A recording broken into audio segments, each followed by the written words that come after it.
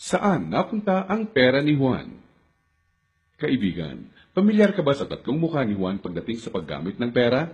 Alam mo bang may pagkakaiba sa ugaling pinansyal si Juan mahirap, middle class at mayaman? Sobrang simple lang ng mga pagkakaibang ito. Magtataka ka kung hindi lahat ng tao pamilyar dito. Mga simpleng diskarteng dahilan kung bakit ang mahirap lalong humihirap, ang middle class stressed out at walang oras, at ang mayaman lalong yumayaman. Kung matagal mo nang tanong ang mga ito, mag-e-enjoy ka sa mga facts na hinanda ko para sa iyo. Sabay nating hihipan ang mga kumakalat na outdated na information tungkol sa pag-manage ng pera ngayon. At as a bonus, titignan din natin kung may pag-asa pa ba sa panahon ngayon ang simpleng Juan na umasenso at yumaman. Halika't isa-isa natin silang tignan. Magsimula tayo sa regular na araw ni Juan Mahirap. Gigising siya sa umaga at magmamadaling pumasok sa trabaho, kung swerteng may trabaho nga siya. Madalas, contractual. Minimum wage. Minsan, less than minimum pa. Masipag at matyaga naman siya. Pagtitisa ng traffic at ang sumpong ng boss na masungit. At pagkatapos magbanat ng buto buong araw, uuwi ng pagod. Magpapahinga para ulitin lahat ito kinabukasan. Gagawin niya ito ng araw-araw para sa kapos-saktong sweldo. Tama ka, di na ito bagong istorya. Ano nga ba ang diskarte ni Juan Mahirap pagdating sa pera? Bago ang pag-iipon para sa pangkabuhayan, madalas nauuna ang Jollibee dito, sini doon, at ang silent killer ng bulsa. Bili ng kung ano-ano, kung saan-saan, kahit di kailangan. Mga abubot. Bakit? Kasi may sale, surplus, ukay-ukay, at tiyanggihan. Minsan lang at mura lang naman. Ang kadalasang mga dahilan, bibili kahit di naman kailangan. Ang resulta, wala pang A15 o A30, ubos na ang pera. Kaya uutang na lang. Gusto naman magbago ng buhay ng mahirap na Juan, pero magpapaulit-ulit ang kalagayan niya hanggat di niya nakikitang patong-patong na gastos ang bigay ng abubot niya, na pag naipon, pwede nang puhunan sa negosyo. Pero hindi masamang tao ang mahirap na Juan. Gaya ng sinabi ko, mukha lang ng diskarte sa pera to. Marami sa atin ang dumaan din sa mentality ng mahirap na Juan, di niya ito kasalanan. Maaaring misinformed lang. Paano nga naman bukod sa di lahat nakapagtatapos ng pag-aaral, di naman tinuturo ang pinansyal na kaalaman sa eskwelahan. Madalas, ang ugali sa paghawak ng pera ay ang ugaling namamana lang.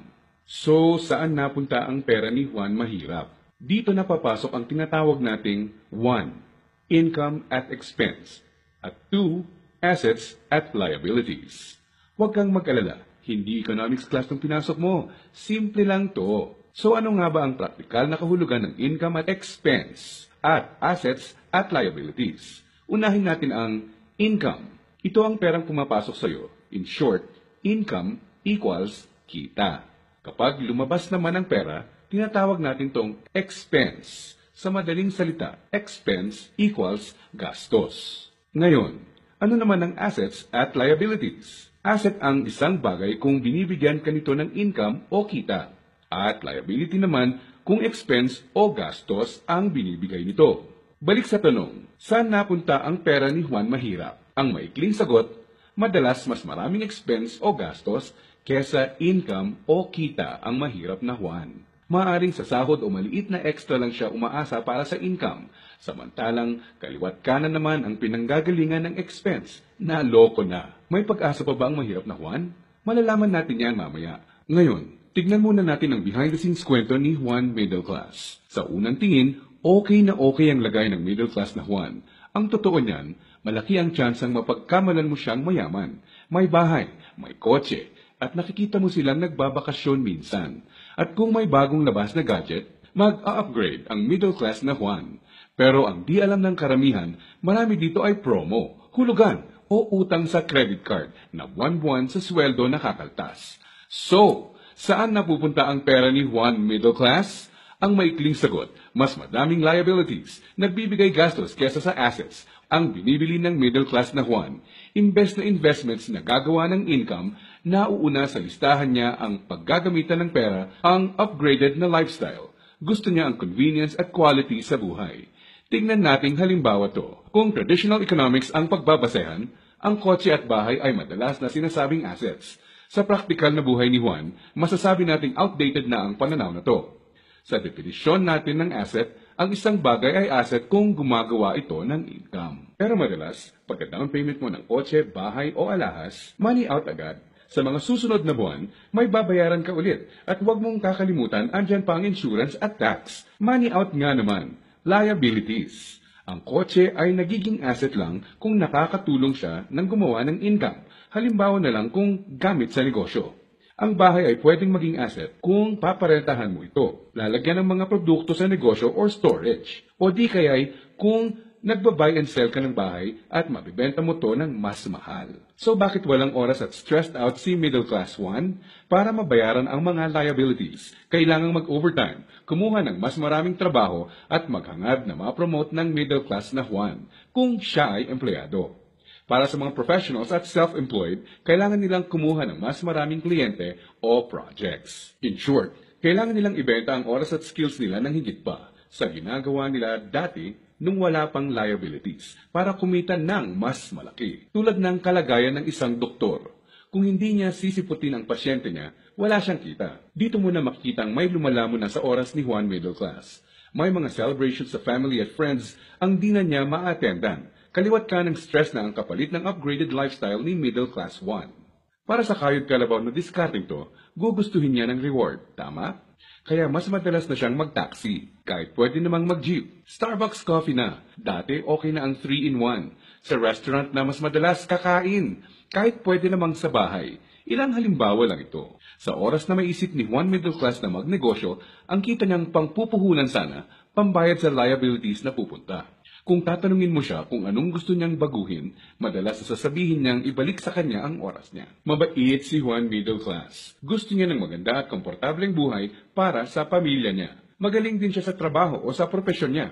Sa kasamaang palad, pagdating sa pinansyal na mindset, may outdated advice at information siyang dala. Ang dating akala niyang assets ay liabilities na pala. May pag-asa pa ba si Juan Middle Class? Malalaman natin yan ilang sandali lang. Ngayon, tignan muna natin ang sikreto ni Juan Mayaman. Alam mo ba na madaming Juan Mayaman ang mga self-made? Ibig sabihin, bunga mismo ng sariling pagod, sakripisyo at tiyaga ang tinatamasa nilang tagumpay. Simple lang kung susumahin mo ang lifestyle niya, may time and financial freedom.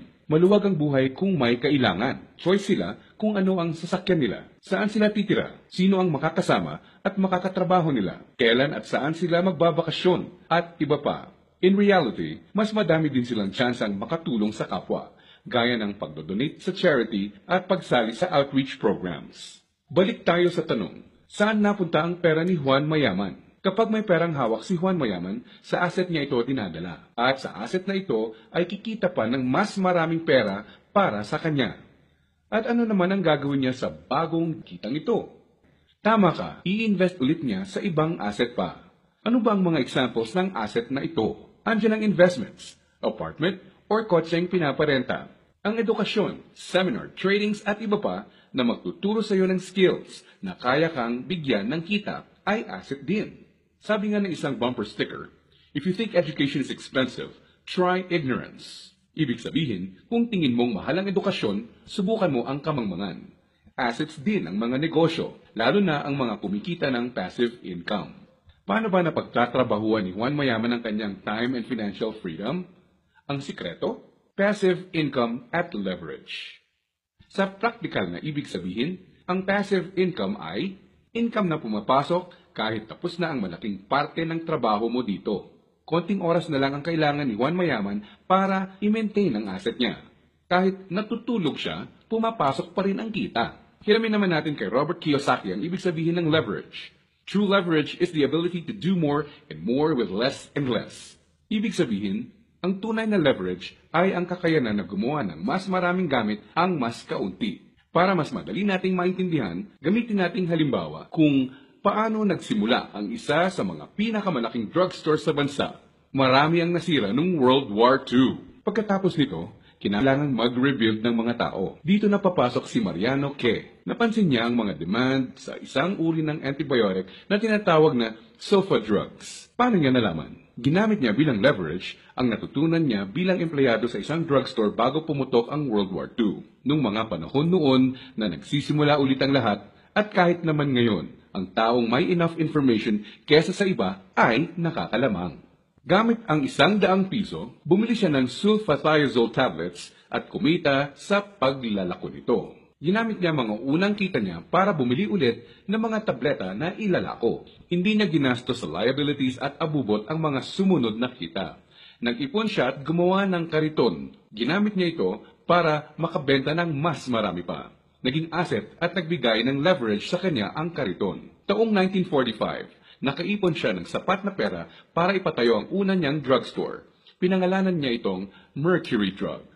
Ngayon, kahit natutulog si Mariano, may humigit kumulang 900 na branches na at 11,000 na empleyado ang mga nagtatrabaho para sa kanya. Leverage. Dahil dito, pumapasok pa rin ang passive income sa kanya.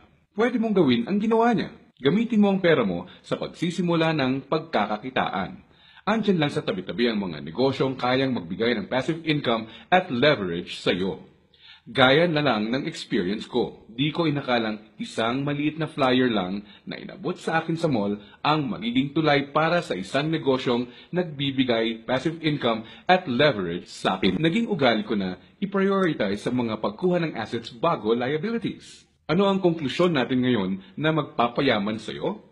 Intindihin mo to, hindi lang ang pagkakaroon ng pera ang nagpapayaman sa tao. Para hindi ka matulad sa 70% ng lotto winners na lalong nagiging mahirap dahil sa maling diskarte sa pera. Dapat, alam mo kung paano at saan gagamitin ang pera pag nagkaroon ka nito. Dahil sa internet, mas madali nang maghanap ng negosyong simulan sa maliit na capital at pwedeng palaguin para bigyan ka ng passive income at leverage. Ang importante, kailangan mo silang hanapin. Kailangan mong maging open para tumingin-tingin at kumuha ng idea. At pag nakakita ka, pag-aralan at i-research mo to. Nandyan lang sila. Kailangan mo lang bigyan ng chance ang sarili mo na maging in the know. Ibig sabihin, kapag andyan na ang pagkakataon sa harap mo, alam mong di mo dapat palagpasin to. At sa pagkakakita ang papasukin mo, ipunin mo lang ang income mo. Gamitin mo to para palaguin pa ang assets mo hanggang ang kita ng assets at negosyo mo kahit di mo na directly pinatatakbo ay nagbabayad ng bakasyon, gadgets, kotse at bahay ng pamilya mo. Gaya ng mga self-made na Juan Mayaman, kaya mo itong simulan. So, si Juan Mahirap, unang binibili ay ang mga abubot. Si Juan Middle Class, unang binibili ay liabilities. At si Juan Mayaman naman, unang binibili ay assets.